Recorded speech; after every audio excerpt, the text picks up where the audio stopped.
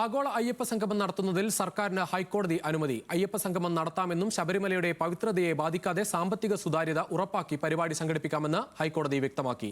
അതേസമയം ശബരിമലയിൽ നിന്നും അറ്റകുറ്റപ്പണിക്കായി കൊണ്ടുപോയ സ്വർണ്ണപ്പാളികൾ തിരികെ എത്തിക്കാനാകില്ലെന്ന് ദേവസ്വം ബോർഡ് വ്യക്തമാക്കി. പാളികൾ ഉരുക്കിക്കഴിഞ്ഞെന്നും സ്ഥിതിഗതികൾ കോടതിയെ അറിയിക്കുമെന്നും ബോർഡ് പ്രസിഡന്റ് PS പ്രശാന്ത് പറഞ്ഞു. അനിൽ ജോർജ് ചേരുകയാണ് കൂടുതൽ വിശദാംശങ്ങളുമായി. അനിൽ ജോർജ്, എന്തായാലും സർക്കാരിന് അനുകൂലമായ ഒരു തീരുമാനം ഹൈക്കോടതിയുടെ ഭാഗത്തുനിന്ന് ഉണ്ടായിരിക്കും. ശബരിമലയുടെ പവിത്രത കാത്തു സംരക്ഷിക്കുന്നതിനോടൊപ്പം ശബരിമലയുടെ പ്രകൃതിയും സംരക്ഷിക്കപ്പെടുന്ന രീതിയിലായിരിക്കണം അയ്യപ്പ സംഗമം നടത്തേണ്ടതെന്ന് ഹൈക്കോടതി ഉത്തരവിട്ടു. സാധാരണ ഭക്തരുടെ അവകാശങ്ങൾ സംരക്ഷിക്കപ്പെടണം. പ്രതിനിധികൾക്ക് പ്രത്യേക പ്രിവിലേജ് നൽകരുത്. സാമ്പത്തിക കാര്യങ്ങളിൽ കർശനമായ സുതാര്യത ഉറപ്പുവരുത്തണമെന്നും ഹൈക്കോടതി പറഞ്ഞു. എന്തിനാണ് പ്രത്യേക ഫണ്ടിൽ ഈ പണം വാങ്ങിയതെന്ന അടക്കമുള്ള ചോദ്യങ്ങളും ഹൈക്കോടതി ഉയർത്തി.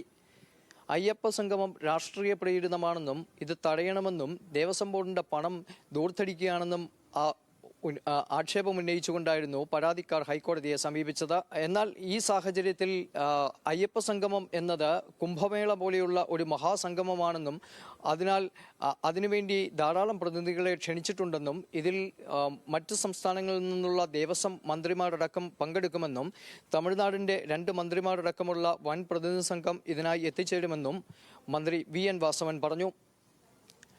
അറ്റകുറ്റപ്പണികൾക്കായി സ്വർണം ചെന്നൈയിലേക്ക് കൊണ്ടുപോയത് തിരികെ കൊണ്ടുവരിക അസാധ്യമായ കാര്യമാണെന്നും അത് പ്രായോഗികമല്ലെന്നും ദേവസ്വം ബോർഡ് പ്രസിഡന്റ് പറഞ്ഞു. ദേവസ്വം ബോർഡ് പ്രതിനിധികൾ നേരിട്ടെത്തി ഇക്കാര്യത്തിൽ വിശദീകരണം നൽകണമെന്നതടക്കമുള്ള കാര്യങ്ങൾ കോടതി ഉയർത്തുകയും ചെയ്തിരുന്നു. ഈ സാഹചര്യത്തിൽ റിവ്യൂ പെറ്റീഷൻ നൽകാനാണ് ദേവസ്വം ബോർഡിൻ്റെയും സർക്കാരിൻ്റെയും തീരുമാനം.